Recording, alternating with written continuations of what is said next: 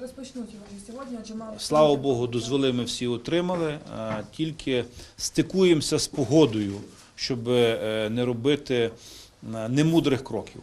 Тобто фактично беремо її в роботу, Береза, електротранспорт знімає всі мережі і будівельна організація приступає до робіт. Тому що ми чекали на дозвіл, дозвіл ми отримали минулого тижня, тому в принципі жодних застережень, крім погоди, немає. А просто ви знаєте, що на кінець того тижня там планується достатньо серйозне похолодання, тому не хотілося робити фальстарт.